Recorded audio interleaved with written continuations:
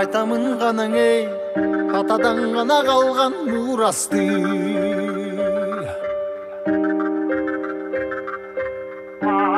Жаңырып заман ей, жаңымын баба салтын уланты.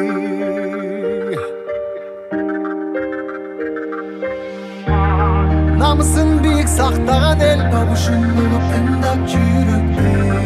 Қадырын тұйып барқтанам ей,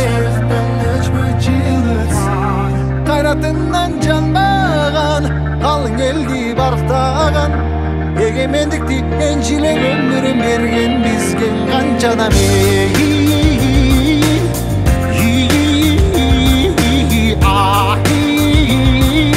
Ташта eze қалған қырғызымдың бірін кеттің ауылысқа, бірін жеттіп жылдызға, бірін жарап намысқа, бір-біріңді аңғалашпа.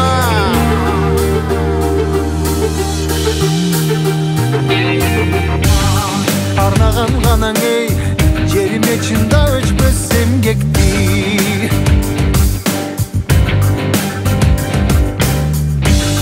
Батырлар ғанаң ей, байырдан ғұрып тешті елдешті. Ассаламалейкум, қандайсыздар туғандар.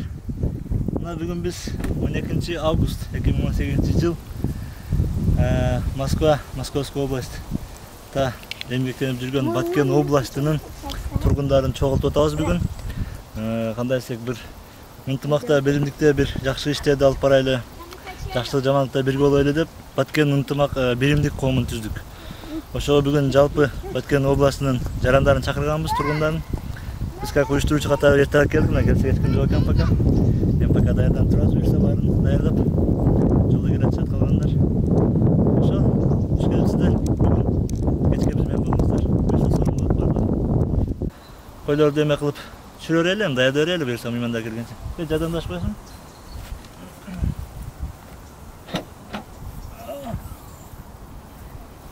Мына қой, мына қой.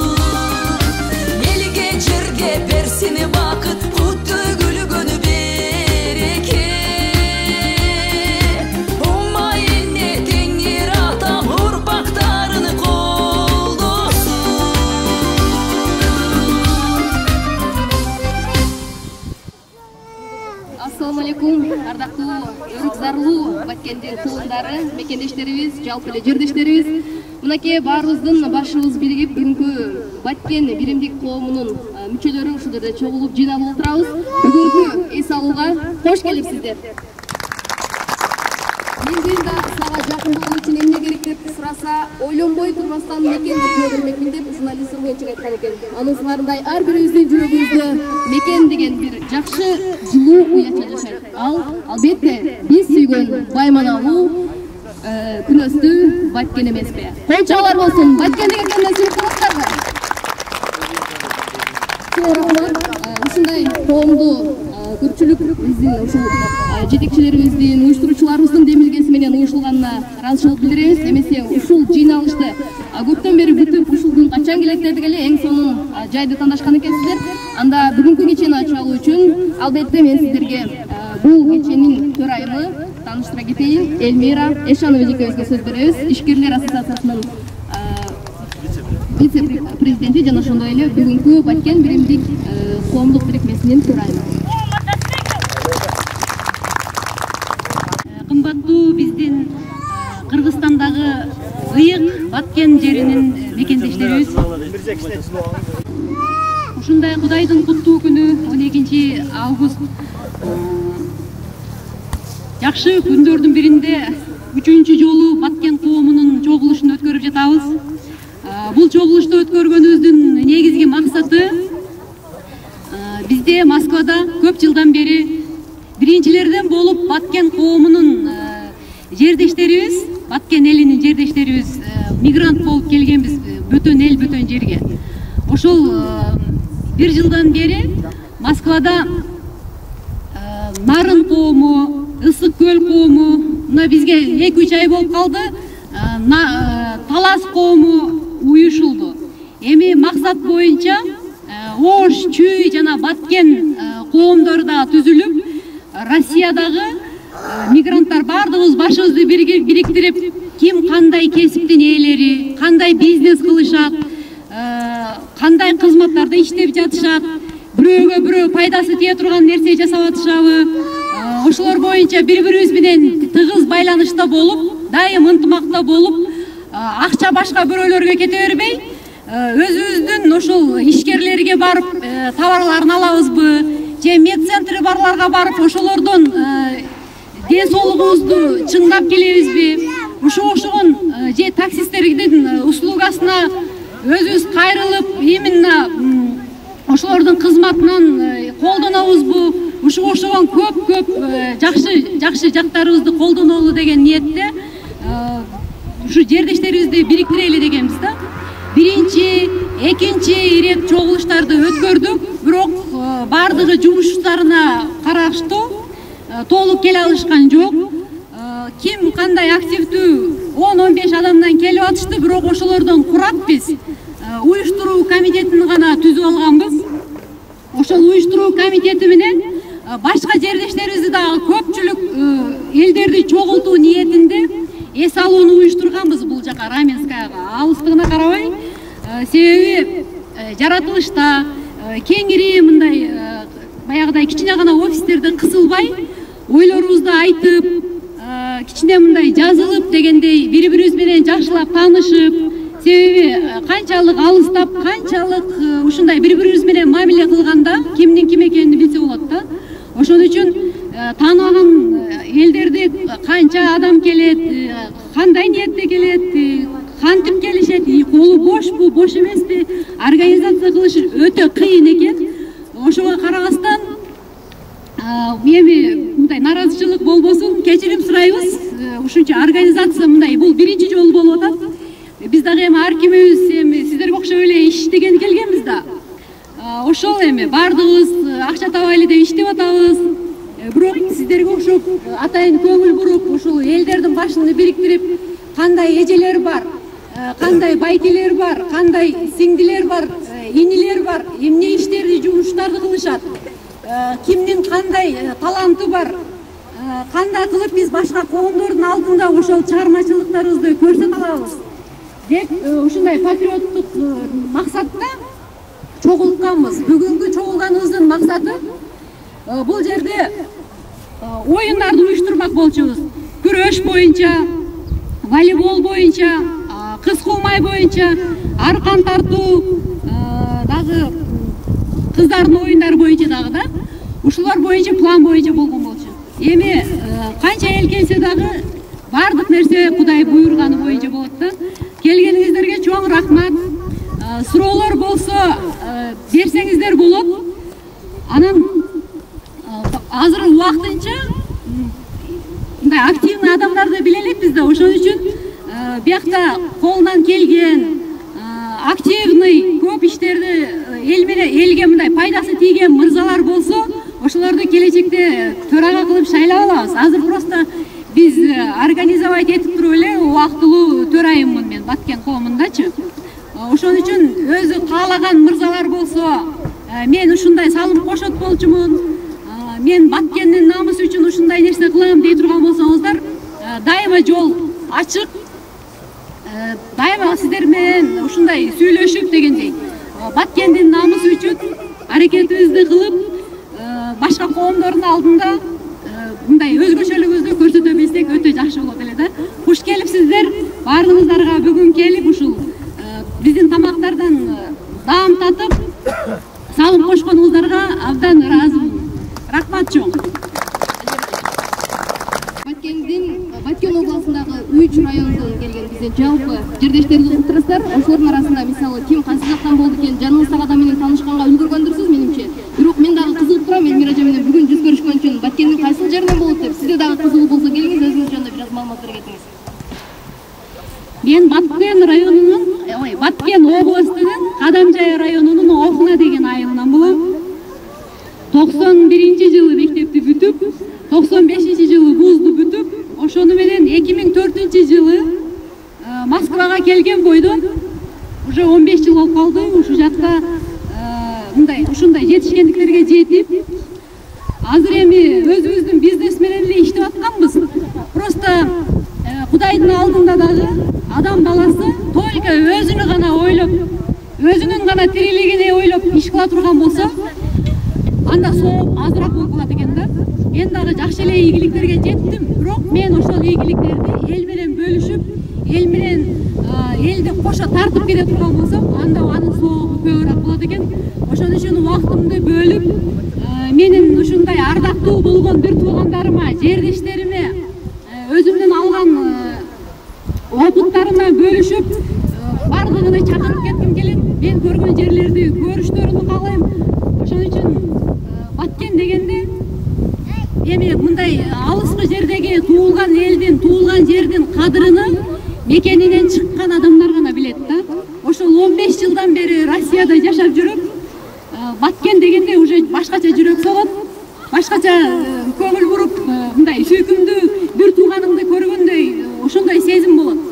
Ошон үчүн дайыма мен каалар элем, ар тараптан жөн эле мындай акча зарабатывать эткенге эмес, көптөгөн ийгиликтер менен башка элдердин алдында үлгү болуп, бүт коомдор курулуп бүткөндөн кийин Баткендин эле эмес, кыргыздын ийгилигини көрсөтө турган башкача эл болушубузга мен салым кошкум келет.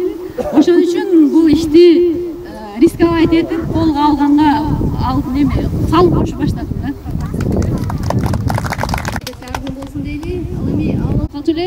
Анда эмесе кийинки сөз албетте биздин Баткен биримдик коомдук уюмунун уюштуруучусу Курбаналиев Шайлообек Бакирович.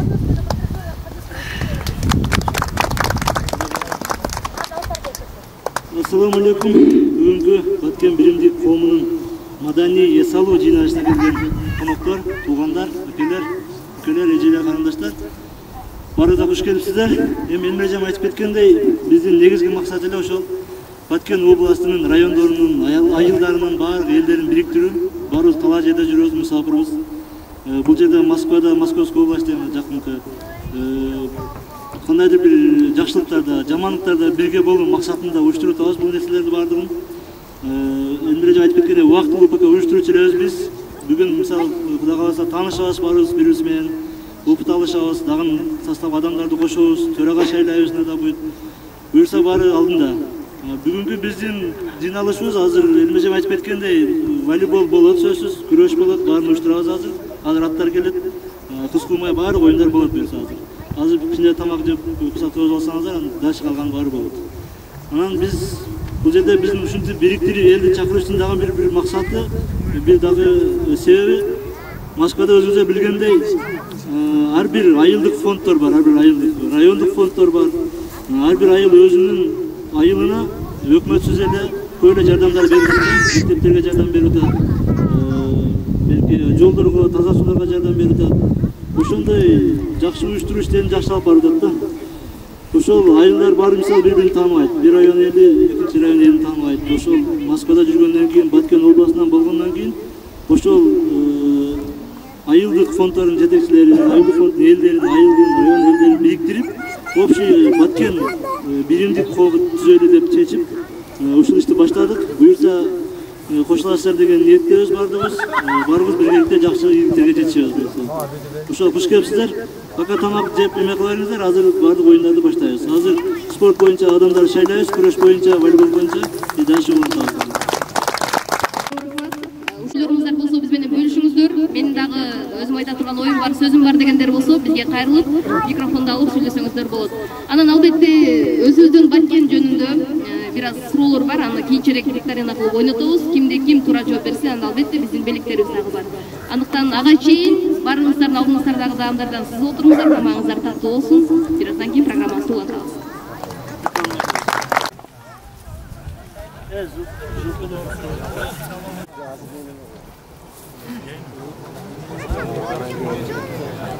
Ошон үчүн салым кошуп, Баткенди колдоп кубаттап, колубуздан келген жардамды берели деген ниетте уюштурдук. Анан ошол бир жолу чогулдук. Анда анча мындай 10-15 чакты эле адам келди. Ошондо уюштурсакпы деп идея салып көрдүк. Анан ооба уюштурабыз деп колдошту. Анан экинчи чогулушта төрагаларды шайлап алайлы дагы, жетекчилерди шайлайлы десек, дагы 15 адам келди дагы. Анан ошо келген адамдардын арасынан эле азыркы уюштуруучу тобунду түзүп алдык да. Бирок ким эмнеге кандай нерсеге ышыктуу, может бирөө спорттон күчтүүбү же айылдар комитетинен күчтүүбү же мындай бизнес жагынан күчтүүбү же баягыдай уюштуруу жагынан күчтүүбү билбейбиз да. Ошон үчүн элди көбүрөөк элди чогултуш максатында бүгүн бияка жаратылышка чакырдык. Себеби офиске аз эле адам келет экен да. Ошон үчүн жаратылышка келип өзүңүздөрдүн оюңуздарды айтсаңыздар дагы болот. Эмне кандай кылып ушул коомго салым кошо аласыздар? Колуңуздардан эмне келет? Мисалы үчүн аялдар комитетинин жетекчиси кылып Айсулуу эжени шайлаганбыз Баткен коомуначы. Айсулуу эжени көбүңөр эле тааныйт экенсиңер, ал просто азыр Кыргызстанда болгон үчүн келе албады.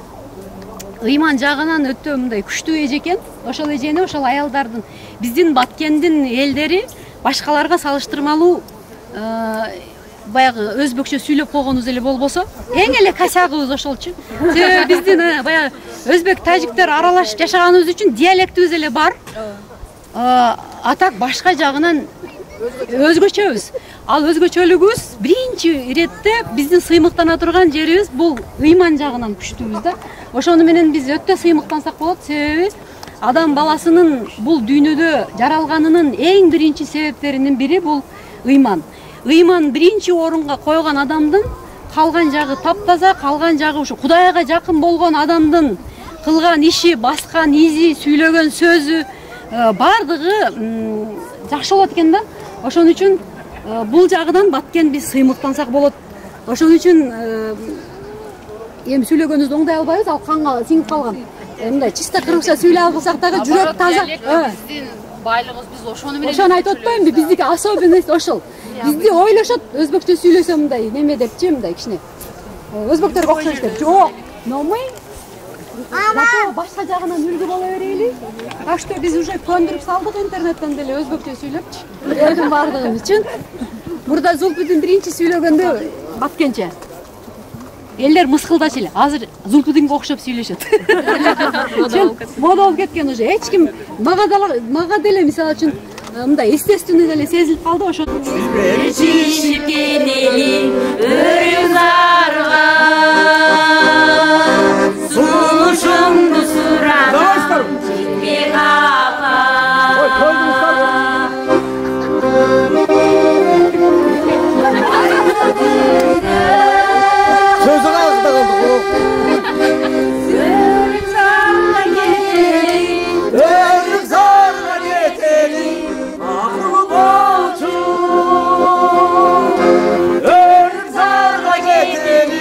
адам жайга жетели макул болсун.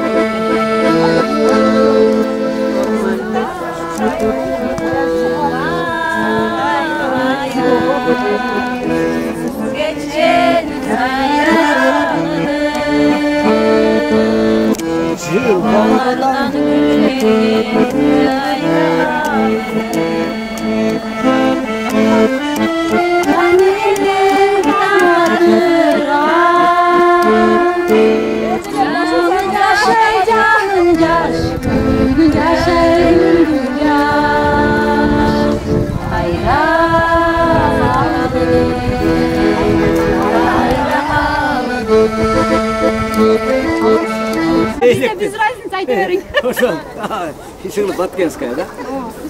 Жаңыдан үйрөнүп аткан аз эле убакыт болду, 3 ай, 4 ай. 4 айга жетти элек. Бирок жаңылса шындыңдап билмей жок. Агырдаган жагынан Кудайга шүгүр.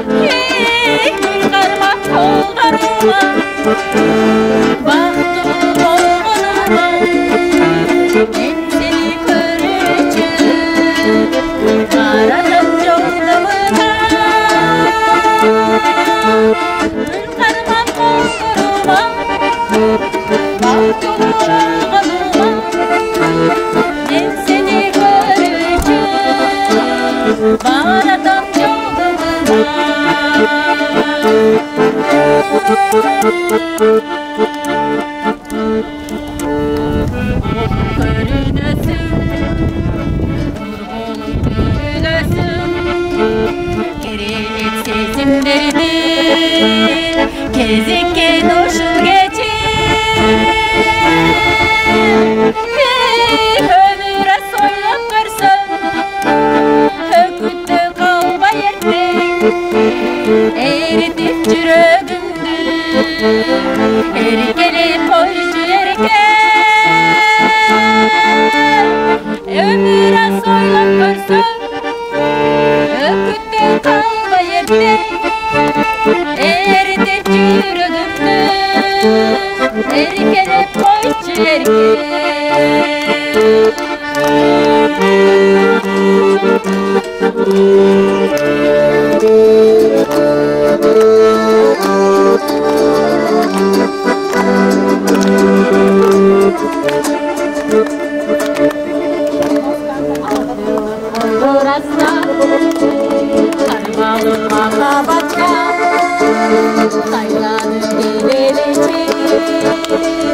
Armandı taşta batma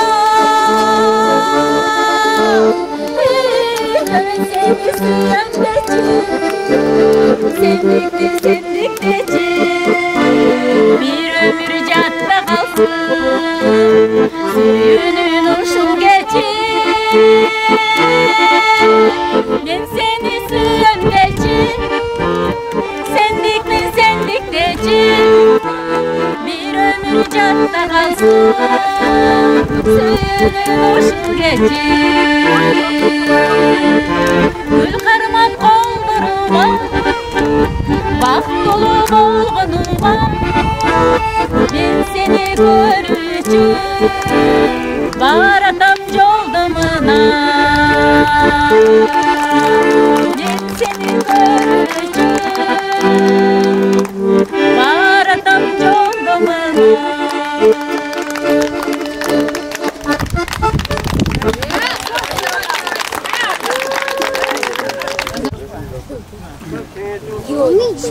Palvonlardan ota turaylik Qayerdan oti, familiyasi? Keragi yo'q endi.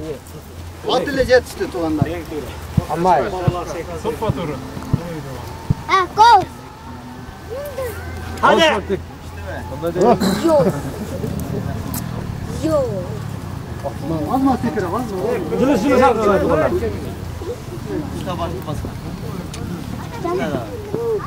Una sumkada.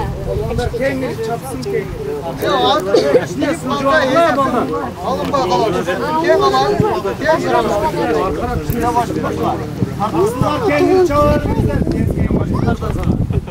Sizler dişide aytıp oğula değerlenip dursun. Sizler dişide. Sizler dişide okup oğula değerlenip. Asla ekonu okup koysanız şunu çıkart içine. Demirlan men Ayjigit. Aka? Nereden tuğdu? Demirlan Ayjigit. Ne canım gördük tuğanlar uçuyor kana. Şorba geldi. Şorba uçağımızda ne? Bu tarafa hemen ilişkilendi. Kana bir hareket kıldı. Allah'lar cemil şeyler cevap gönderir. Bakar bile bir Ako. Faydaladan bular. Baba, biz cipmeden kuruşa koyup da. Ne yok bunda. Kuruşalar. Hadi bakır turgular bakır. Saylo. Taksir işten taksir. Ne bunu? Dokun çıkıyor.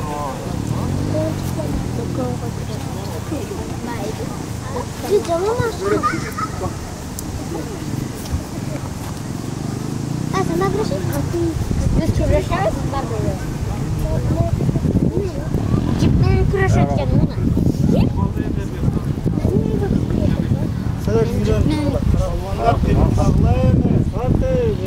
Ben de kalmasın. John West'te hareket kılganlarga bu faydan beradi tek hareketga. Aka! Aka! Çağıtmadı. Bular. Çağıtmadı.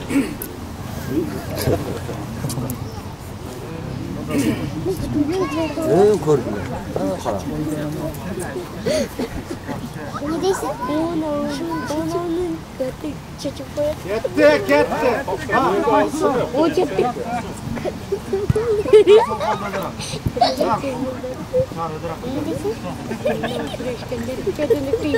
Ya Ayjigit'in orduga kim çıgat?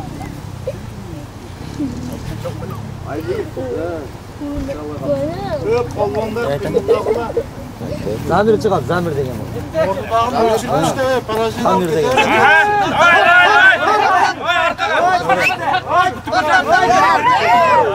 Ey çıkılı.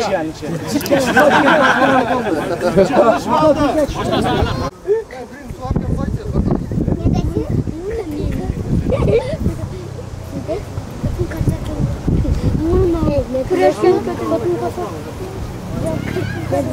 Kırışkan.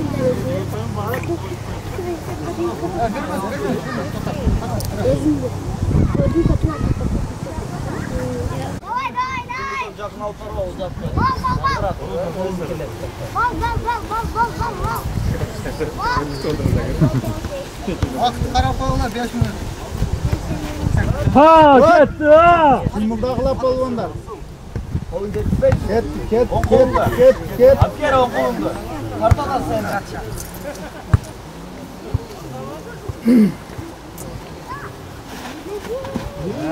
Şaşma.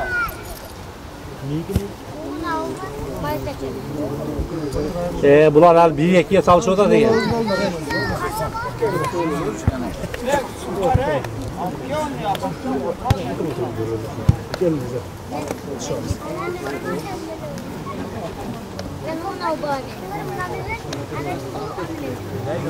Polvonlar sal. Hadi. Sürüp qo'yasiz.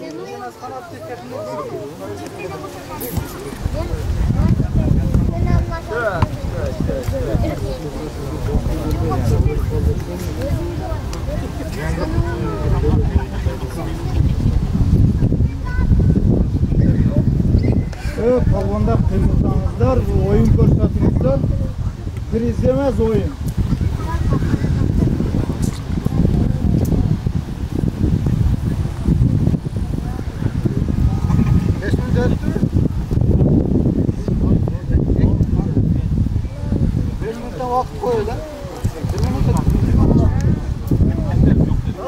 Hareket kıla, hareket kıla.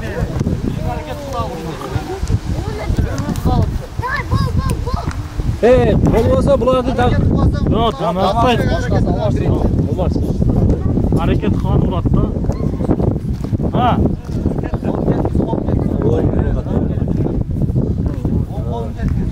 Ketdi. Ha! Haya, abi. Tak! Tak!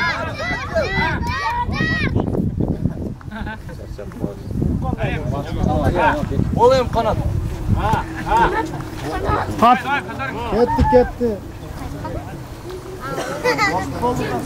O sizlarga aqlga kerak ekan aytmay bedingiz. Men bittaga jig'ilib beraman. Siz qanday suylashadi?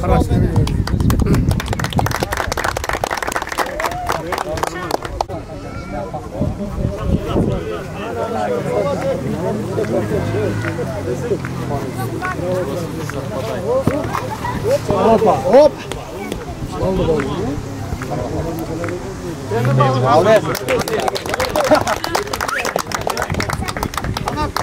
Üçüncü orun Zamir. Finalda Demirlan menel Asılbek. Bir iki jengişten kim çıkarmayız tarih. Demirlan Asıl. 65.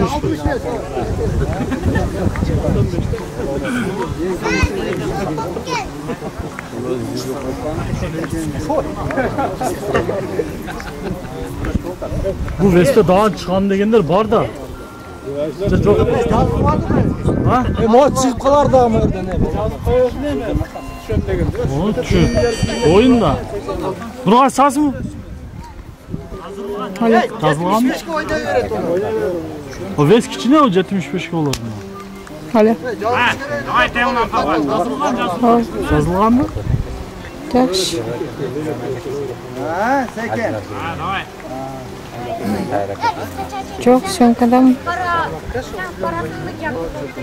Ha.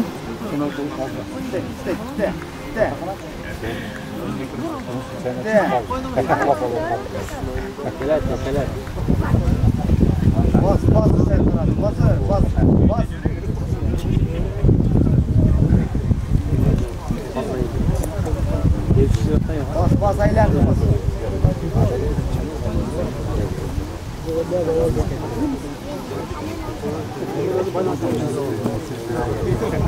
Asel.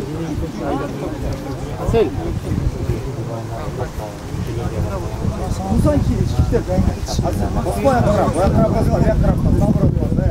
Bas bu. Bas. Gitti. Hadi.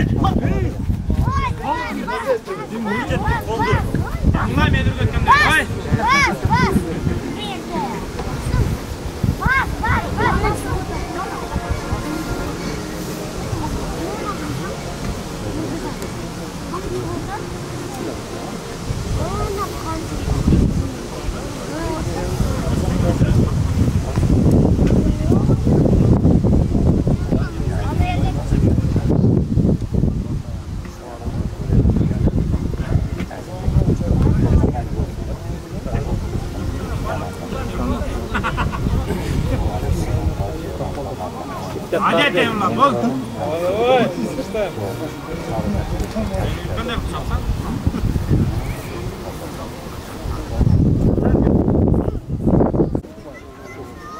Az kaldı.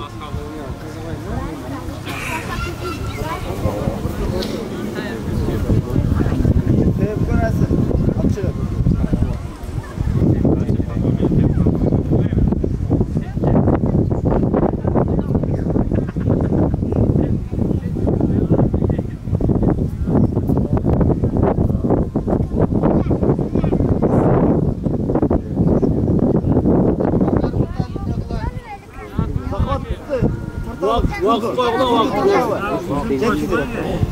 Hareket yapma. Hareket et. Ha, tavalla. Kim yaxshi harakat qilsa o'sha utar.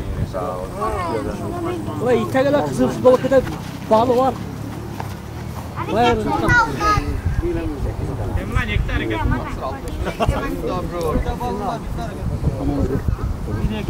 Qalasa o'sha 75 kg. Aralab chiqdim qo'y endi. Shashmas.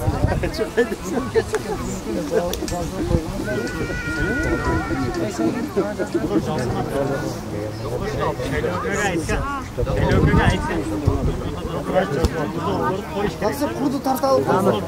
Hamlakin tamam. İşte ekan. Kudu tartalım. Var.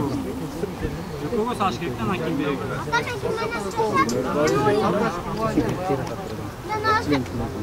Final. Ko'ngil bor. Kechki da.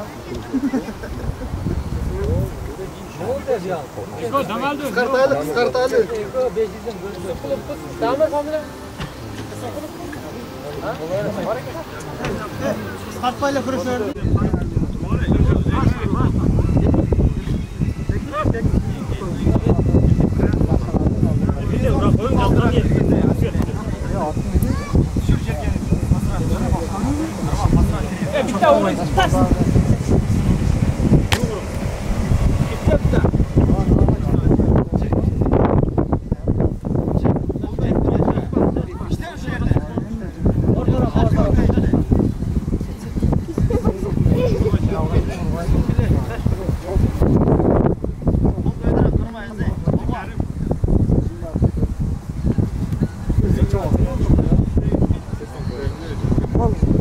Sana aytganda emas-ku.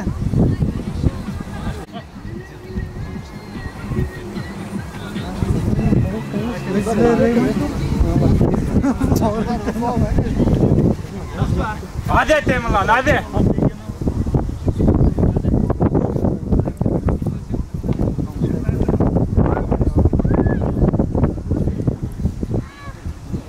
Silahım birbirinde. Çabuklar. Onu tutacak silah.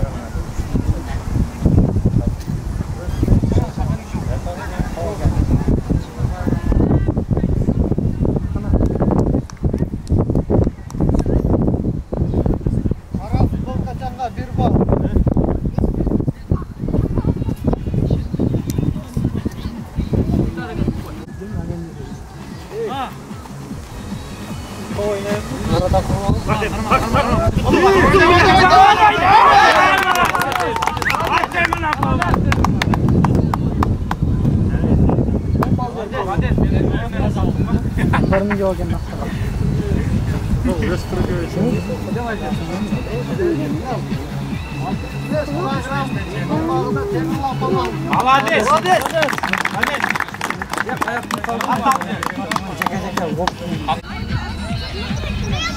Вот смотри сюда, на фото смотри.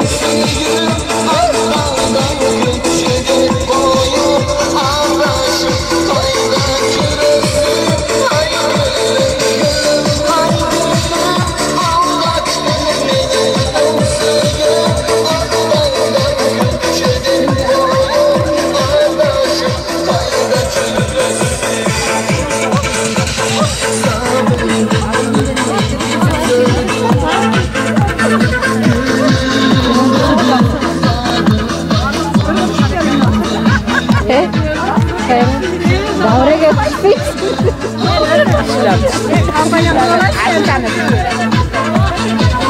Basın.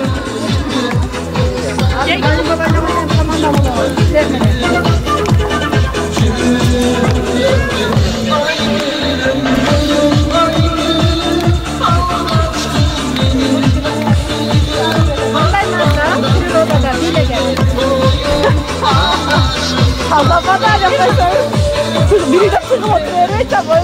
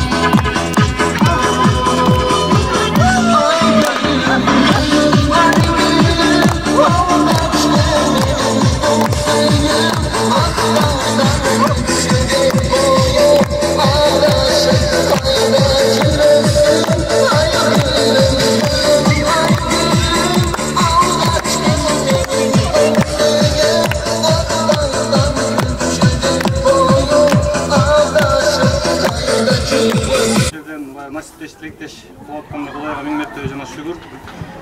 Алысқы жерде жүрсек дагы ушинтип ынтымакка биримдикке келип, кичине дасторкон жайып, башыбыз биригип, ынтымакка келип, кичинекей аракет кылып атабыз элибиз үчүн, жерибиз үчүн. Ошол Баткен коомунун негиздөөчүлөрүнө, ушул ишти жылдырып аткан эжекелерибизге, жигиттерине Кудайым өзү күч кубат берсин. Ушул ишиңиздерди чоң-чоң ийгиликтерге жеткирип, Кыргыз эли үчүн, Баткен эли үчүн чоң-чоң пайдасы тийген коомдордон болсун. Кудай өзү колдосун, дасторконуңуздар дайыма жакшылык, ийгиликке жайылып турсун. Биз болсо ушул ынтымакта, биримдикте бирибизге колдоо көргөзүп, бирибизди колдоп, бирибизди ушундай оор учурда, жакшылыкта, жамандыкта бирге болобу. Ушу чет жерде жүрсөк дагы ынтымагыбыз бекем болуп, Кыргыздын туусун желбирете берели. Надырбек шайлоосу болот, жетекчиси шайлайт. Катышып коем. Жетекчи болуп өзүңүз жетекчи болосуз. Жок, мен да майрамыбыз кут болсун, бүгүн буюрса тарыхый күн болуп атат. Нарын коому түзүлүп, Талас коому түзүлүп, ага чейин дагы 50ге жакын коом түзүлүп бүгүн жараткан буйругу менен бүгүн кезек келип, бүгүн Баткен биримдик коому түзүлүп атат. Майрамыңыздар кут болсун. Ушул жолдон тартпай, кайтпай, алдыга ынтылып, өнүгүп өсүп дегендей Баткен облусунун райондорунун түзүлгөн буга чейин мына бүгүн жакшы жол менен баарын бириктирип, башын кошуп, бир желек жакадан баш чыгарып, бир жеңден кол чыгарып дегендей биримдиктен ынтымакта ошол бир өзүңөрдүн жергиликтүү жердештериңерди, мекендештерди колдоп, жардам берип, элге кызмат кылып жүрөсүздөр. Эми баарыбыз жалпы баарыбызга ынтымакта бололу, биримдикте бололу, тынчтыкта бололу. Тилеген оймактарыбыз баары орундалсын, элибиз, жерибиз бар болсун, бактылуу болсун. Кай жерде болсок да, ким болсок да, аман болсок да, Кыргыз намын бийик көтөрүп, Кыргыз калкыбыздын желегин бийик көтөрүп, татыктуу Кыргыз калкынын инсандары болуп жүрө берели. Байрамыңыздар дагы жолу кут болсун. Баткен коому түзүлгөнгө мен абдан кубанычтамын. Баткен коому өзү негизинен сыртынан түзүлүп бүткөн коом бүгүн уюштургандыгы өтө так, өтө жакшы күндөргө туура келип атат. Жакшы болду да. Себеби буга чейин бизде Кадамжай коому өтө жакшы болуп түзүлгөн, Лейлик коому түзүлгөн, Баткен коому түзүлгөн. Бул биздин башыбызды бириктирүүчү гана коом болуп, бүгүн өтө жакшы коом болуп түзүлгөнгө мен курсанмын. Барыңыздарга, ушул уюштургандарга чоң рахмат. Ден соолук, иштерге ийгиликтер. Баткен коому уюштуруп атыптыр. Москва жергесинде. Бул да болсо четте жүргөн кыргыздардын биримдиги. Мындан ары кыргыздар бириге берсин, ынтымак болсун.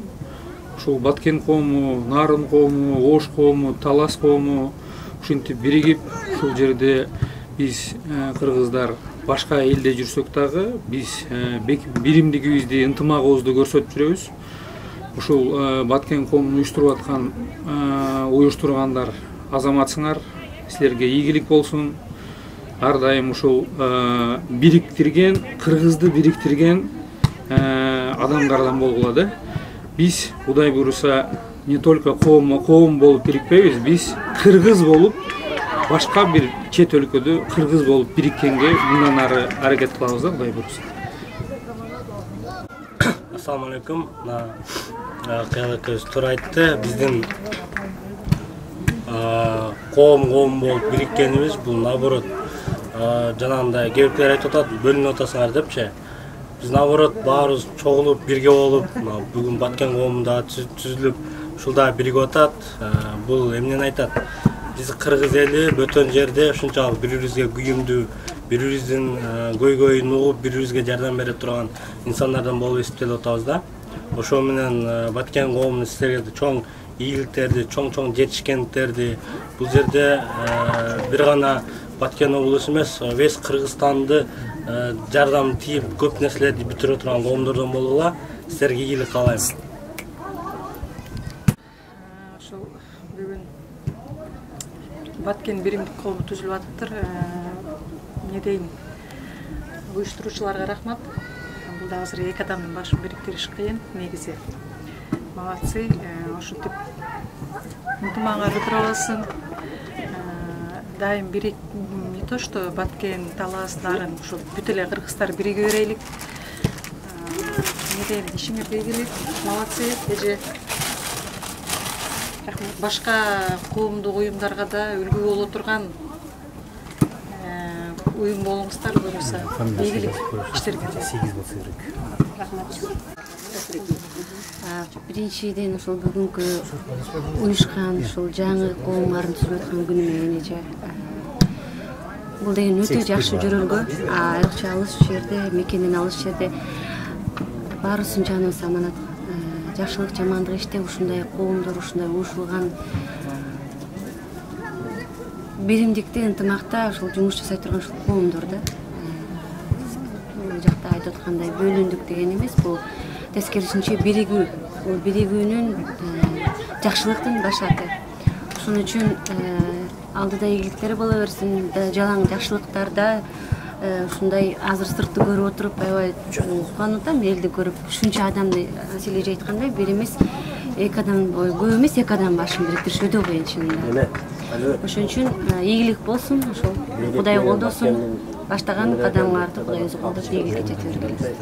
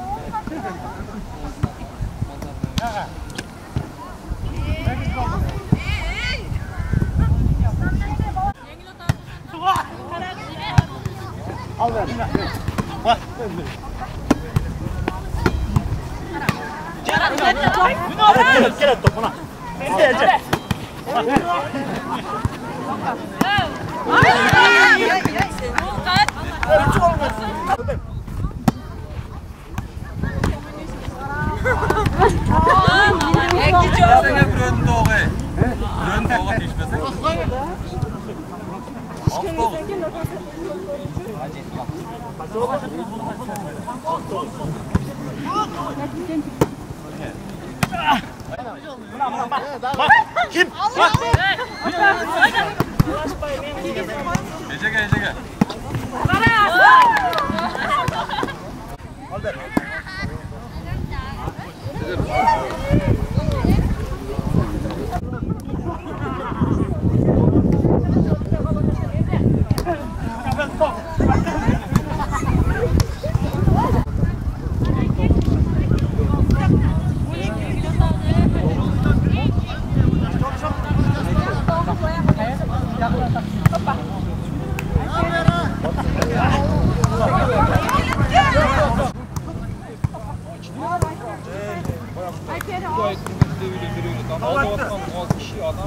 Adın kim? Ali. Ali, kaç yerden olasın? Tamaşadan. Tamaşadan. Sen kim? Ayderken. Nasıl? Kaç yerden? Ayderken? Ayderken. Tamaşalık balvan ne? Ayderkenlik balvan. Gel gel. Karmaşın. Şundan karmaşın. Şundan. Karmadın mı? Karmadın mı? Çekmiştik tamam mı? Kesinlikle. Kaç da aldın? Tamam. Onlar cengene geçiyorsun.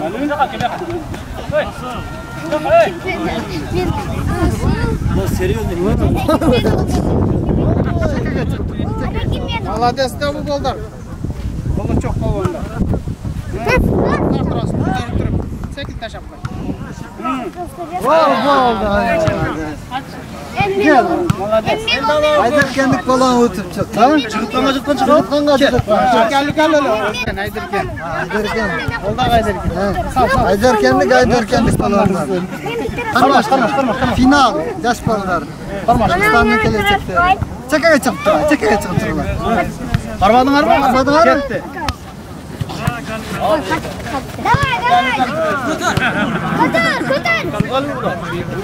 Karma şuna. Vallahi benim koşay.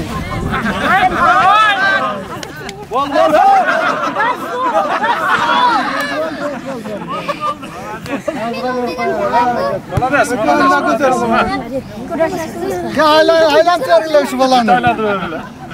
Yaş balla çempiyon. Atın kim balan? Rasulbek çempiyon. Так, неме? Tujoluyla alttan aytып отабыз. Final. Final çıkarsın be. Final oldu. Almaz meni. Ağır salmaqtagi kurashchileri final. Jumabayev Ulan menen Melis. 1-2'ge. 1-2'ge.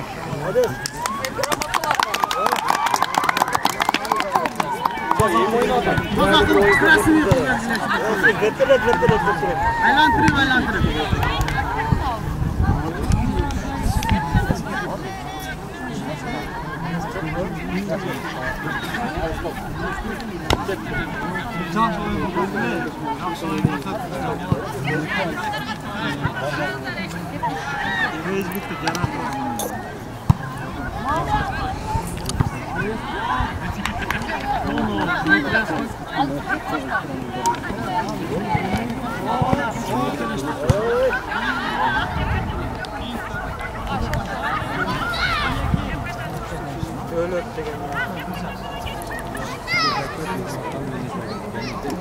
Tatış.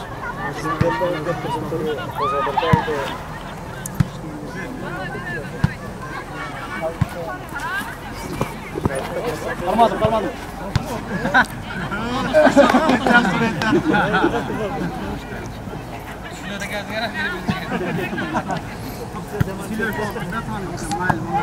Birinci orun Suyunbayev Melis. İkinci orun Jumabayev Ulan.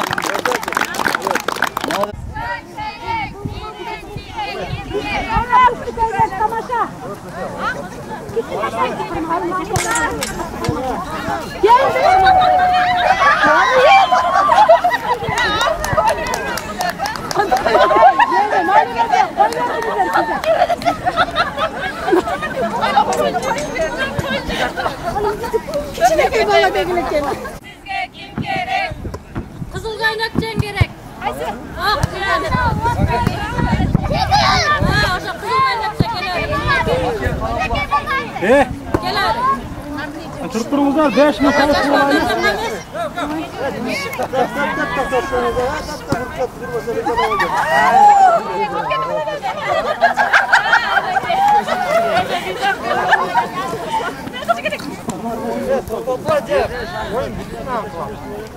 Ушундай бир жагымдуу оюндардан кийин анда бизге келген, бизди сыйлап, урматтап, өзүнүн жакшы кеңештерин, каалоо тилегин айтабыз деп келген биздин Аксакалдар кеңешинин төрагасы жана ошондой эле биздин эң мыкты ишкер агайыбыз Аттыкур Райымкул агайга сөз беребиз. Кол чабуулар болсун.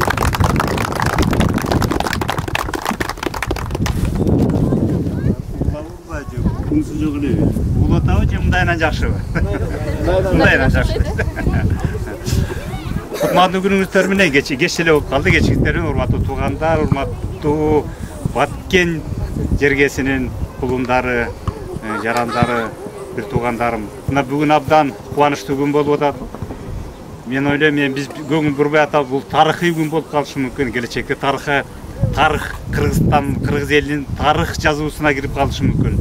Баткен облусунун Москва жергесиндеги жердештер, мекендештер биригип ынтымакта бир нече райондук уюмдарды башын кошуп, бир жакадан баш чыгарып дегендей, бир жеңден кол чыгарып дегендей, биримдикти ынтымактыкта бир чоң Баткен облусунун Баткен биримдик аттуу коомдук уюм бүгүн жарык көрүп, бүгүн алгачкы кадамын жасап атат. Ошон үчүн бар сиздердин атыңыздардан Москвадагы Аксакалдар кеңешинин координационный совет коомдук кеңеш деген бар. Ошол уюмдун атынан бүгүнкү уюштуруучуларга, бүгүнкү баарыбызды башыбызды кошуп ушул жерге шарт түзүп берип, дасторкон жайып, сый тамак тартып, биздин ушул жерде бүгүнкү чогулуп аткан себепкер болуп аткан уюштуруучуларга чоң рахмат айтып, кол чаап койсок, Тагдырды бөтөн элде жүрөбүз, бөтөн калктын арасында жүрөбүз. Негизи баарыбыз кыргыз ким экенин, кыргыз калкы ким экенин, Кыргызстан кай жерден экенин, Кыргызстандын маданияты, тарыхы, үрп-адаты, салты кандай экенин, ошону жергиликтүү калкка таанытып, ушул жерде иштеп, эмгектенип, бала бакырабызды багып, ар кимибиз өз турмуш жашообуздун арабасын тартып келатабыз. Баарыңыздарга дениңиз сак болсун, амандыкта болсун, ынтымакта бололу, кай жерде болсо да бири-бирибизге жөлөк тирек болуп, бир багытта өнүгүп, өсүп дегендей баарыбыз бактылуу болуп, сыймыктанган биздин кыргыз калкыбыздын инсандары бололу. Баарыбыз бири-бирибиздин көңүлүбүздү калтырбай, улууну урматтаган, кичүүнү кызматтаган, улуу байыркы кыргыз калкыбыздын татыктуу инсандары болуп, орустардын чоң держава деп коет го, ошонун борборунда иштеп, эмгектенип, окуп жүрөбүз. Ошон үчүн баарыңыздарга чоң ийгилик каалап, баарыңыздарга ден соолук каалап, баарыңыздардын жаныңарда кубанычыңарды бөлгөн, көйгөй маселеңерди көргөн, сындашпай, сырдашкан, сыйлашкан досторуңар, жердештериңер дайыма жаныңарда болсун. Баарыбыз эки оюбуздун бири элибиз, эки соккон жүрөгүбүздүн бири жерибиз, мекенибиз, туугандарыбыз. Жерибизде, элибизде, мекенибизде туугандарыбыз бар, ата-энебиз бар, чоң эне, чоң ата, тайне, тайытабыз бар, баары амандыкта болсун. Ошол алыс жерде жүрүп бизди ушул жерде жаратканыбыз колдоп, сыймыктанып жүрсүн. Ошо сыймыкка биз баарыбыз татыктуу бололу, жердештер. Ошон учур менен пайдаланып, коомдук кеңештин атынан, Аксакалдар кеңешинин атынан бүгүнкү Баткен биримдиги коомунун төрайымы Элмира эжеңиздерге грамота тапшырып койсок, уруксат этиңиздер. Улутубуздун руханий байлыгын, салт санаасын сактоодо, калкыбыздын кылым келген тарыхын, байыркы маданиятын чет элге таанытууда жана коомчулуктун өнүгүүсүнө кошкон салымы үчүн Баткен биримдиги коому сыйланат.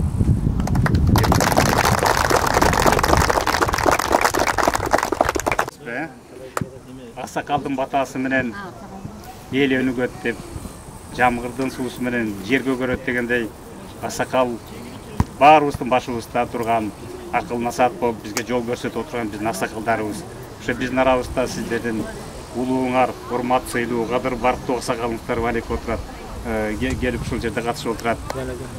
Сиздердин атыңыздардан, өзүбүздүн атыбыздан дагы биздин салтыбызга ылайык бир баш кийим, калпак тартып коюуга, кийгизип коюуга уруксат этилген.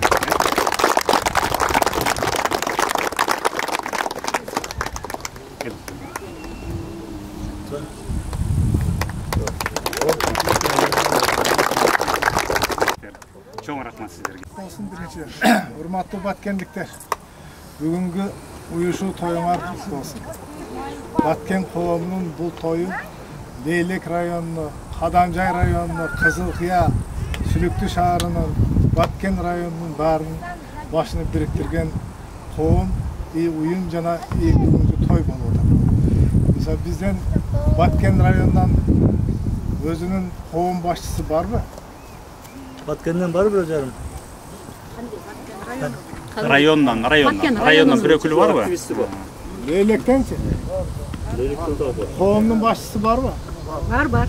Кызылкыя. Баткенден эме барбы талай? Кызылкыяданчы? Сүлүктүдөнчү? Баткенде эмнеге чыгарбайт? Баткенден бар. Мына туугандарда үй бүлө эки адамдын башыны бириктиргенден башталат. Үй бүлөдөн мамлекет куралат да.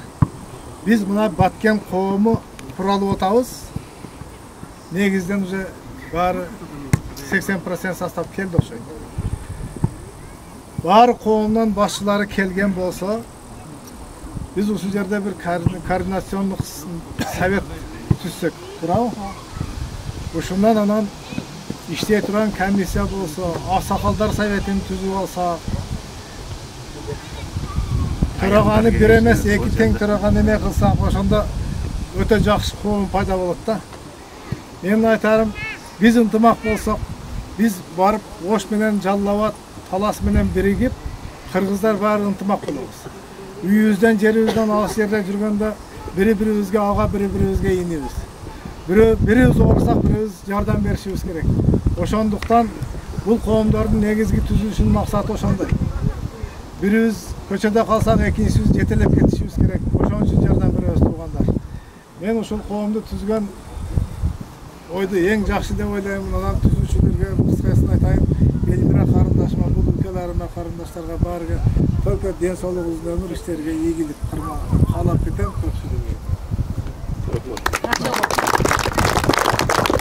Анда эмесе биз куттуктообузду кайрадан улантабыз. Кийинки бизге микрофонго келип сүйлөй турган коногубуз Кежирус кайрымдуулук коомунун төрайымы Асел Абаева жекебиз. Сөзгө келип коебуз. Баланттуу, мыкты инсандарды берет. Саламатсыздарбы, мекендештер? Бүгүнкү майрамыңыздар менен, бүгүнкү тоюңуздар менен куттуктайбыз баарыңарды. Не десем, мен жогоркуда айтылган каалоо тилектерге кошулам. Бүгүн Райымкул агай айтмакчы, тарыхта кала турган күн. Баткендиктер мына ынтымактуу экениңер ушул жерден билинип атат да, азыр көрүнүп атат. Биз аябай сүйүнүп атабыз. Баягы оюн зоокторду уюштуруп эң бир жакшы жөрөлгө болуп атат. Силердин биздин Кежирус деген кайрымдуулук коом бар. Ошондо биздин Баткендин 3 кулунуңуздар бизде мүчө азыр. Шайлообек, анан Зулпидин, еще Лейлектен Жамал Ботоев деген жигит бар. Бул балдар силердин кулунуңуздар аябай мыкты азамат жигиттер, билинбеген менен бул Москвада жакшы иштерди жасап келет. Бул да болсо ошол силердин уулуңуздар, силердин кандай десем, силердин берген тарбияңыздар болсо керек. Ошол ынтымагыңыздар ыдырабасын, ушундай бириге бергиле, кыргыздар ушинтип көбөйө берелик. Жигиттерибизге салтыбызды узбай калпак кийгизип койсок, Шайлоо Зулпидин какта?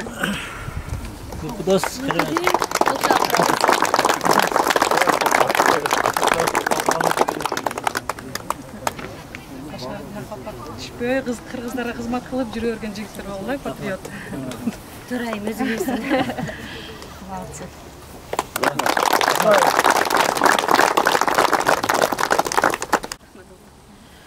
Ошол биз Кежирустун атынан эле ошол Асел эженин сөзүнө кошулам. Зулпидин, Шайлообек, Жамал деген бул аябай мыкты адамдар. Ушундай уулдарды тарбиялап өстүргөн, ушул эрежеге жеткирген ата-энесине чексиз алкыштар болсун. Албетте ошолор тарбиясынын натыйжасында ушундай адамдар көпчүлүккө билинбегенмен ичара ушунчалык көп жакшы жумуштарды жасап жүрүшөт. Сыймыктана турган мыкты инсандар. Айта кетчү дагы смело коркпой деле айтсам болот, тарыхта кала турган адам Зулпиндин айрыкча бул айтпайт көп жумуштарды, бирок жөнөкөйлүгү менен эле көп жумушту жасап жүргөн мыкты инсан. Эми баарыңыздарга айтарым, ошол ынтымагыңыздар эч качан бузулбай, дайыма алдыга жылып, биримдикте көп жакшы иштерди, жалаң гана жакшылыктарда көрүшүп, жалаң жакшылыктар эле болсун ошол. Бар болуңуздар, аман болуңуздар.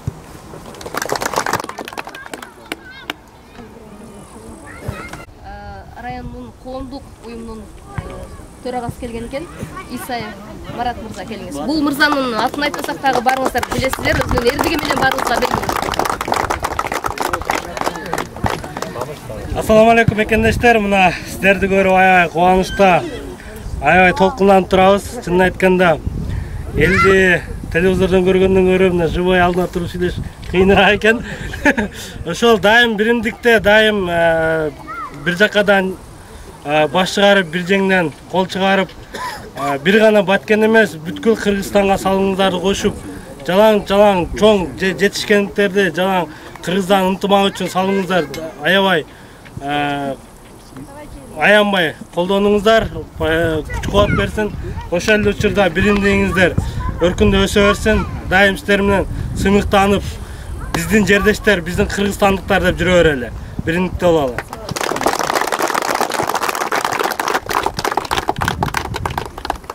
Ошондой эле кадамжай тыйлуу жана ошондой эле уюштуруу иштер боюнча активдүү эжекебиз Катчыже келиңиз, сиз дагы сөзгө келип коюңуз.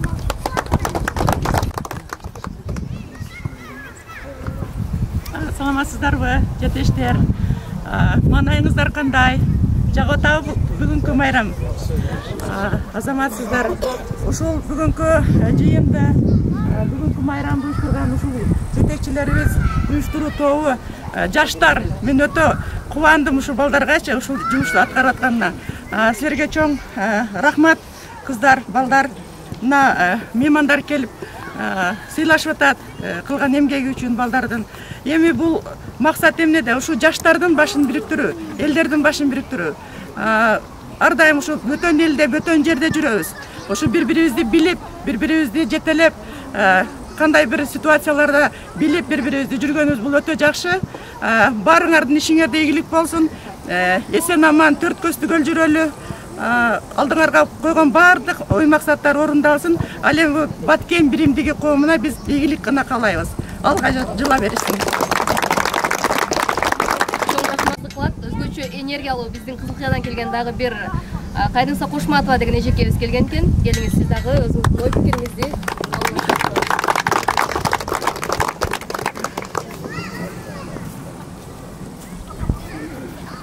Assalamu alaikum, улуу урматтуу менин кыргыз калкым, кыргыз элим, мекендештерибиз. Мына бүгүнкү Баткен ынтымак коому уюму аябай бир жогорку деңгээлде улук болуп, улук күнү бүгүн бардыгыбыз чогулуп өткөнбүз. Мен биринчиден Аллахымдан мактоолор болсун. Сиздерге бардыгыңыздарга таазим кылып, чын жүрөгүмдөн каалаймын. Өтө көптөгөн биримдикте ушу жаштардын келечеги үчүн, ынтымактыгы, биримдүүлүгү үчүн, имандуулугу үчүн өтө жакшы ийгиликтерге жетишип, сиздердин келечегиңиздер кең болуп, заманыбыз элибиз тынч болуп, дайым жакшылык күндөр болсун деген максатта келип отурамын. Буну уюштуруп кылган уюштуруучу тобу Баткен коомунун ынтымагы деп уюштурган бул мына Элмира Эшанова, мына мырзалар, байкелер, мына конокторубуз баары келип отурат. Эзелтен бери эле бир ынтымакта элдин биримдүүлүгү, ушу кыргыз калкым, кыргыз элим, мекендештерим деп күйүп жанган байкелер, эжелер, сиңдилер, мына эжелерибиз көптөн бери. Мен өтө бүгүнкү күнү сиздерге ыраазы болуп, таазим кылып, өтө бир жакшы күндөрдө жолугушуп, жалаң ушу бүгүнкү тоюбуз биримдүүлүктө кала берсе, андан да ийгиликтүү болушуна чын жүрөгүмдөн тилектешмин. Бул Москва эле шаарында эмес, мен ойлойм, бүт өлкөдө болгон кыргыздар баардыгы Москва шаарына келгенде обязательно ушул биздин коомго кошулуп, биз менен биримдүүлүктө баардыгыбыз ынтымактуу болуп, бул дүйнөдө жашашыбызга мен тилектешмин. Таазим кылам. анда биз конокторубуздан орун алыңыздар деп сиздерди узаталы дагы. Мекендештер, ушул жерден жылбай туруңуздар. Сиздер үчүн бир аз азын-аулак суроолорубуз бар. Эгерде бул викторинага туура жооп берсеңиздер, албетте китеп белектерди сиздерге кайгарабыз. Биринчи суроо. Баткен облусунун аймагында канча айыл бар? Баткен облусунун аймагында канча айыл бар? Кече айтпайсың эмес экен. Кече күнү. Дагы кимде варианттар бар? Аз. 500 бар. Жок, жооп тура эмес. 194 да бар.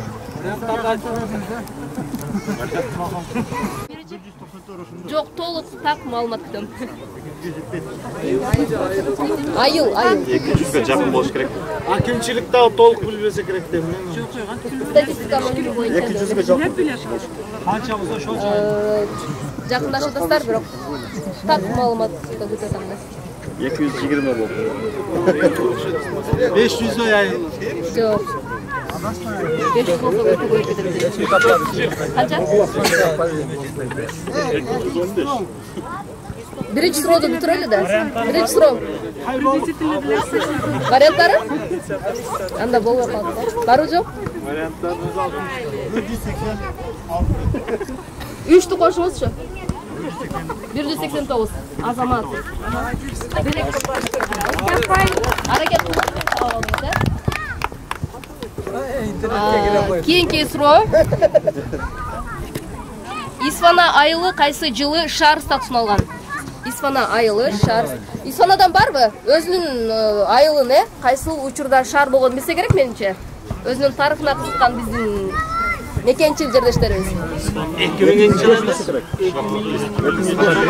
Жок, 2005 эмес. Кол көтөрүп айтабыз, кол көтөрүп. Кимде жооп болсо кол көтөрөбүз. Барбы Исфанадан ким? Мейлектен ким? Рахмат. Аябагандай тарыхка кызыгат экенсиз. Эми ошондой эле суроо. Кадамжай Айдаркен шаарчалары качан шаар статусун алган? Кадамжай шаары шаарча шаар статусу. Биринчи шаарча болгон, кийин шаар статусун алган. Ошондо кайсы жылдары?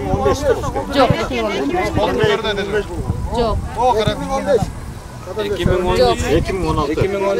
Алыстап кеттиңиздер. Алыстап кеттиңиздер. 2013 бу. Кадамжай Айдаркен. Кадамжай Детто 93-жылдар, 97-жылдар бу. Шаар болгон эмес. Шаар статусу. Шаар статусу. 2011 или 2016, 2016. Ай, мен кайсы бириңерди кетчи, мен жалгыз бирөмүн. Бирок кол көтөрүп айта алачы. Канча? 2016. Ана 16 жок. 2011. Туура. 2012-жылы туура.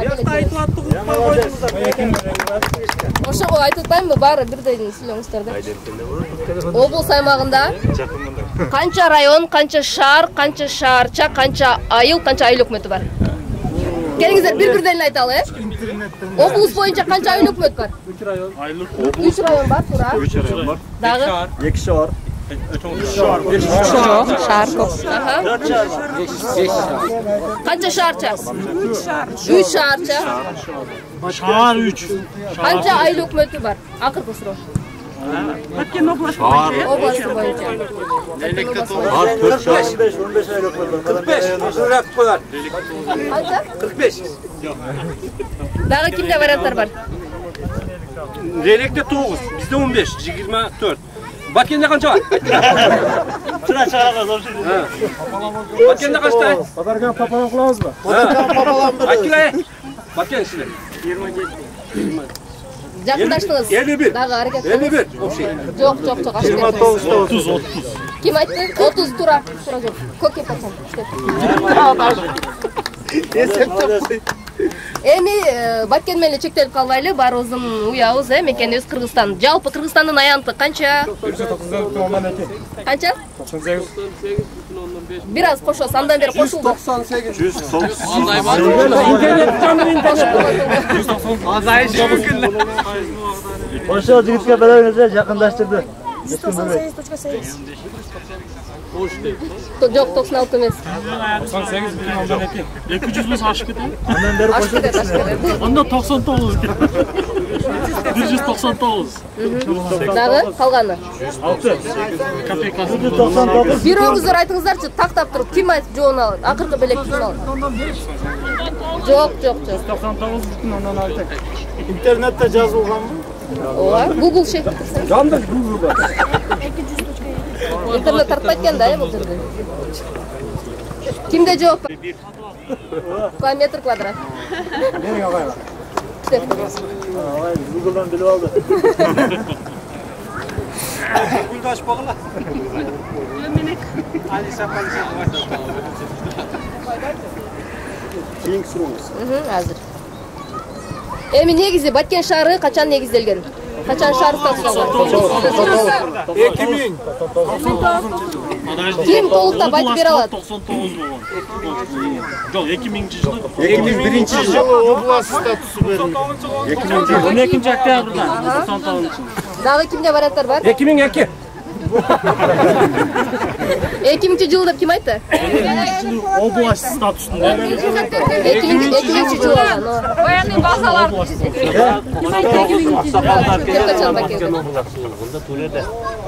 Баткен болуу эмес, область болуп берилген 2000-жылы. Баткен өзү ага чейинли Баткен болчу. Баткен шаары болчу. Вахабистер келгенден кийин. Шаары канча кварталга бөлүнөт? Канча кварталга бөлүнөт? Баткендиктер барбы? Баткенде өзүнөт, Баткен шаарынан. Кайсылар? Аэропорт дагы? 400. Базар башы. Кызыл жол, Кызыл дөң дагы? Чек. Аэропорт, Келечек, Булак башы. Жалпы 6 кварталга бөлүнөт. Эсиңизде сактап калыңыздар. 400 кошулат. Негизи Баткен району качан негизделген? Кайсыл жылы? 1900-жылдар эле уже. Баткен район. Баткен район. Канча? 99-жылы. 13-октябрда негизи Баткен район. Тура айтасыз, бул жактан.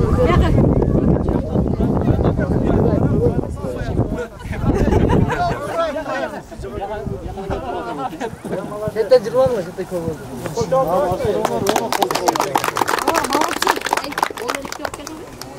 Менимче барлыгыңыздар билсе керек, Баткендеги эң ири шаарлар. Кызылкая. Дагы? Адамжай. Айдыркен. Кызылкая, Сүлүктүү, Айдыркен. Эң ири шаар. Багандары шаарчалар. Ооба, эң ири шаарлар ошондо кайсылар болду? Сүлүктүү, Кызылкая. Мына үчөөсү. Сарагүлжеге Сарагүлжө Колотова.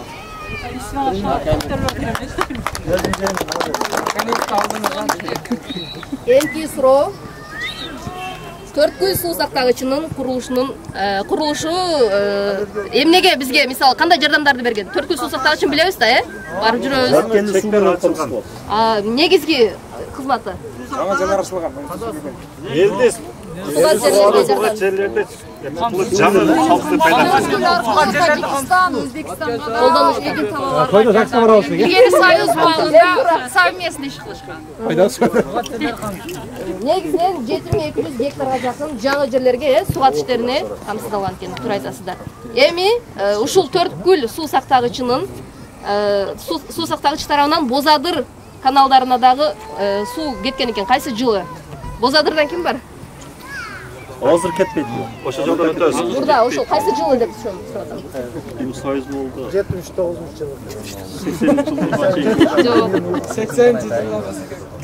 75 менен 80 ортолугуда деп коет. Жок, 70тен жогорусун айтып атам деле. 75 аралык. 74, 78. Жете ошондой. Жок. 85. 78, 79. Билбедик муну. Айбалдык. Эч кимде жооп жокпу? 69. Бирдик эмтебиз. 78. 71. Баке.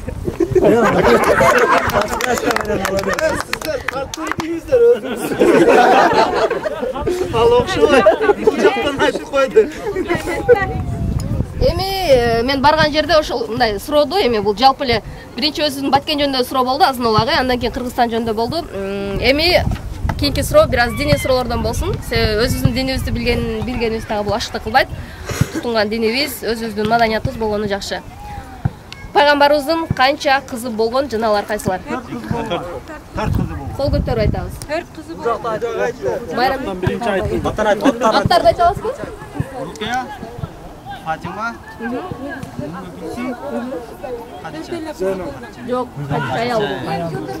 Фатима эле Айша. Ошо балага бер, эсеп шону. Бер, Почти бросни. Выкатать. А, все, давайте, молодец.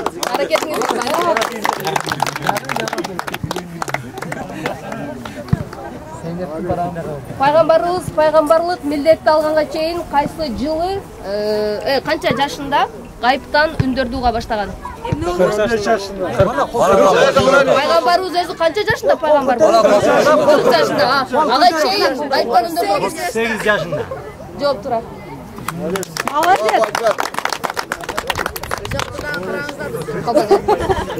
Биздин белектерибизди көң калтыр, чоң рахмат барыңыздарга. Илимиңиздерге илим кошулсун. Дайыма өзүбүздүн керектүү маалыматтарды алып.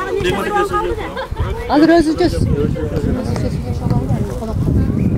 Оларды кошуу волейболдордон кошуп койгончу. Судьям пришел. Я майка турам алып койру дальний.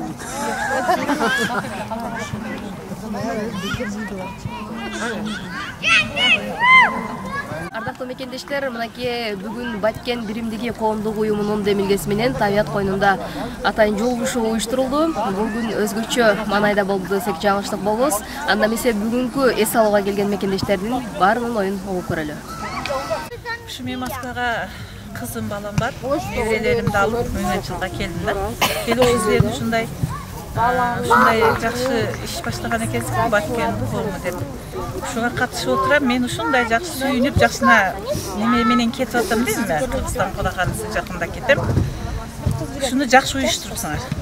Ушу немеңер көбөйүшө берсин. Андан башка неме дейм? Ушу демөөрчү силерге чын ден соолук каалаймын. Ишиңерге ийгилик. Ишкылып мен кубанычта болдум да, ушу Кызылкиянын жаштарындагы эле үгүттө биз келдик. Кызылкиядан бир 10 чакты адам келдик. Жакшы экен. Ишкылып улана берсин, көбөйүшө бергиле. Сөз менен айтууга дагы немем болбой калды. Бир башкача жакшы неме ой менен, сезим менен мен Кыргызстанга кетип атам. Силерге баарыңызга рахмат. Ден соолук каалайм, ушу иштериңерге жакшылык эле боло берсин. Аты жөнүңүздү кайталап коюңуз. Кудайым бемал өлүмдөн сактасын, тооматтан сактасын. Үй бүлөңөргө ынтымак, баардыгыңар ойдошуп жүрө бергиле. Аты фамилияңызды? Сабирова Тушнай. Башка райондон келдим, Карасы районунан. Мен мына Баткен районунан келген мына Кызылкыя, Кадамжай, Баткен бүт топтолуп келсиңер. Мен ушунчалык силерди көрүп, суктанып, сыймыктанып, ушунча адамдарда ушундай таланттуу, ушундай чыран, жакшы жигиттер, кыздар бар экен. Ушунчалык сүйүнүп, кубанып отурам. Өтө силердин ымандуулугуңар, адамгерчилигиңер мен ушунчалык сүйүндүм. Анда мен дагы ойлоп атам, давайте Карасу силер дагы топтолгула, Карасу силер дагы ушундай коом баштагыла деп атам. Ушул уюмду башкарган, ушул уюмду колдогон силерге кыздар. Чоң рахмат. Билайм, ушул бул биринчи отурушуңар экен, ушундай отуруштарды, жыйындарды көп уюштура бергиле. Молодцы, я очень рада. Молодцы. Аты жөнүңүз, фамилия? Мен Зура Бакиева. Карасу. Баш көсүн, uzun ömür жаш көсүн, жатканда жолуңар болсун, жолдошуңар. Алла Таала болсун. Дайыма жадырап, жайнап, ушундай жакшы иштеп, мына бөтөн жерде, бөтөн элде жүрөсүңөр. Дайыма Алла Таалам колдоп турсун. Тапканыңар өзүңөргө буйрсун, той тамашалар көп болсун, билимиңер көп болсун. Ыйман берсин, рызык берсин, ынтымак берсин, сабыр берсин. Баардыгың өзүңөр тапканыңар өзүңөргө буйруп, уул кыздарыңар менен бирге болуп, ынтымагыңар эч убакта үзүлбөсүн. Жегениңер жүзүң болсун, өмүрүңөр узун болсун. Алладан эме тилесиңер, тилеңер ишке ашсын, жадырап, жайнап, ушундай тойлорду көп өткөрүп жүрө бергиле. Элиңер болсо сен аман барып кошулгула.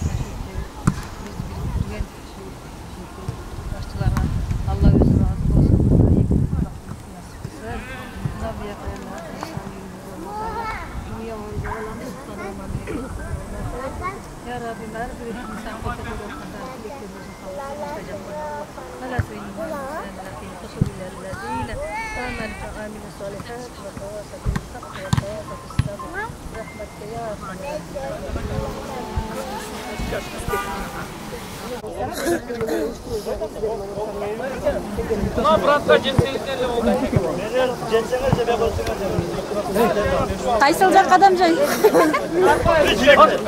Кадамжай тарап кел.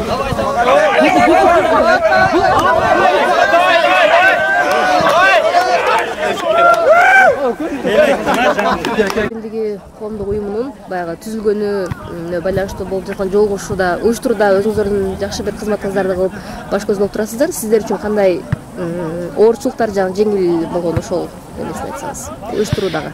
Биз чынын айтсам 2 жумадан бери уйку жок. Жетекчилер ошо 7 адам, Баткенден представитель, Кадамжайдан төрайым, вактынчалык төрайымыбыз Элмира эже болуп, Айсулуу эжекей болуп уйку жок. Бирок бардык ошол кылган кызматтарыбыз бүгүн эл мынтип топтолгондо баары билинбей эле жоголуп эле кетти. Маанайыбыз ушунчалык жакшы. Элге рахмат, ушунчалык колдоп бизди келип бергени үчүн. Чынын айтканда мындай көп эл келет деп күтпөгөнбүз.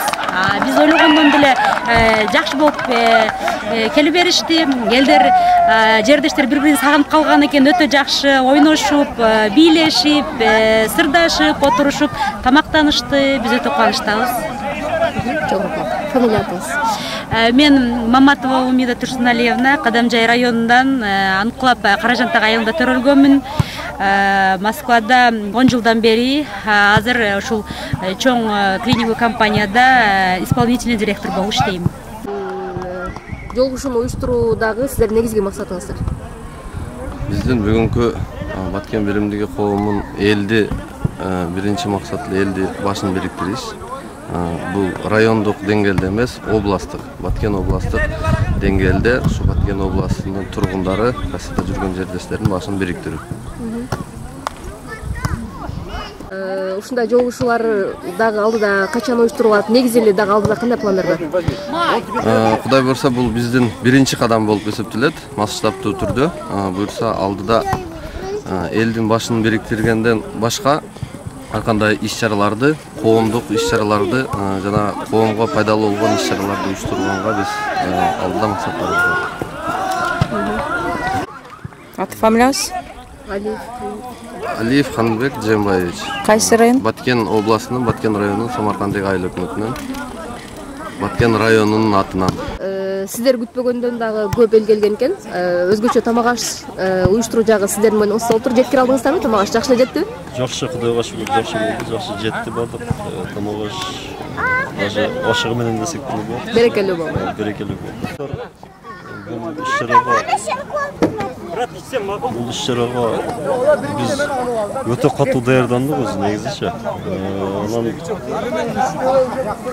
уюштуруучулар жакшы иштешти, Кудайга шүгүр. Кече обедтен эле баштаганбыз уюштуруу иштеринчи. Даярдыктарды көрүү иштерин. 3 кой алдык. Койлорду кече союп даярдап, продукталарды бардын сатып алып, эртең менен эрте келип, казан табак, идиш аяк дегендей нерселерди алып келип даярдап, меймандарды күтүп алдык. Буюрса жакшы, мына иш-чарабыз эми өтө эле жогорку деңгээлде десек деле жакшы деңгээлде өттү деп ойлоп атам. Аты жөнүңүз? Атым Исабек, Кадамжай коомунун тең төрагасы. Фамилияңыз? Тажибаев. Кайсы район? Кадамжай.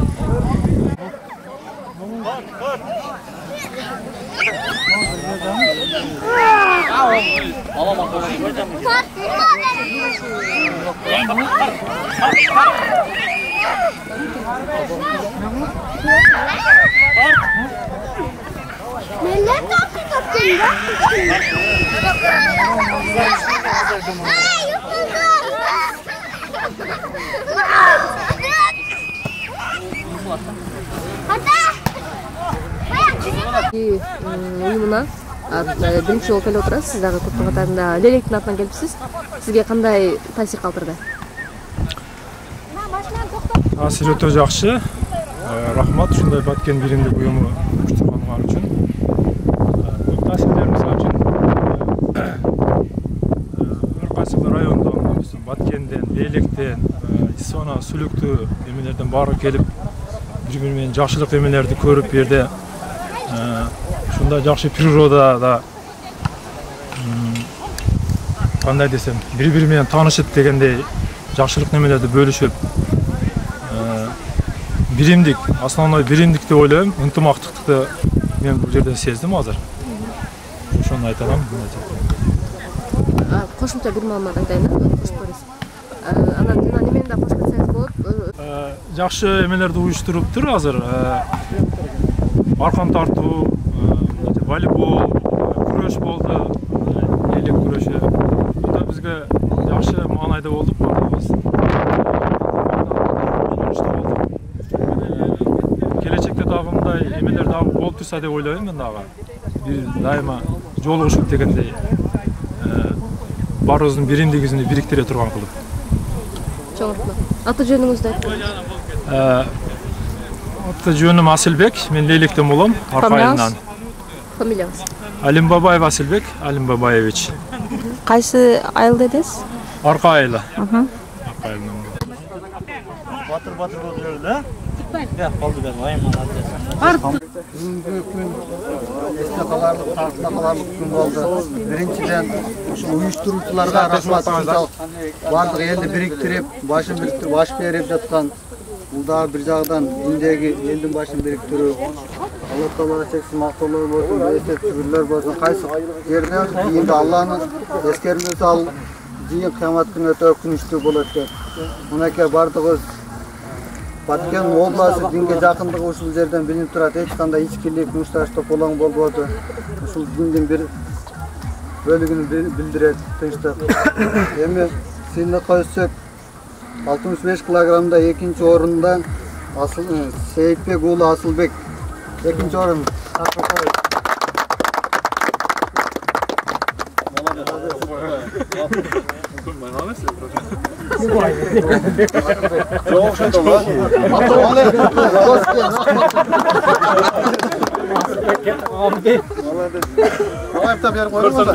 Birinci orunda 65 kilogramga çeyin. Temirlan. Kaldarov Temirlan.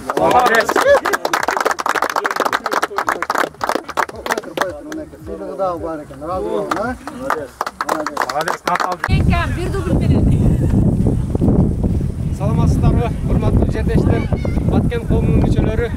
Мен Кадамжай районунан боломун, Марказ айылдан фонддун жетекчиси боломун. Мына бүгүнкү ушул таза абада Москва шаарында кыргыз элибиз башыбыз биригип ушул оюн зоокторду уюштуруп, мына волейбол, арка тартыш, кыз куумай, ат чабыш дегендей оюндар өтө сонун өтүп жатат. Биз ушул бүгүн мына Баткен коому түзүлүп отурса, кийинки келечекте ушул кыргыз элибиз баарыбыз эле биригип Кыргызстандын уюмун уюштурганга, Кыргызстан коомун уюштурганга жетишели. Мен ушул бүгүнкү күндө өтө ыраазычтамын, кубанычтамын. Тааныбаган жердештерибизди таанышып, достошуп, бири-бирибизге бир жакшылык, жамандык иштерде кол кабыш кылып турган маселелерди чечтик бүгүнкү күндө. Эми ушул биз кайсы эле жерде болбойлу ушу кыргыз элибиз Россиядагы, Америкадагы, Кореядагы кайсы жерде болсо ушу мигрантка ушундай башыбыз биригип, дайыма бири-бирибизге жардамдашып, көмөктөшүп жүрүшкө баарыбызды арчып барат элем. Рахмат сиздерге.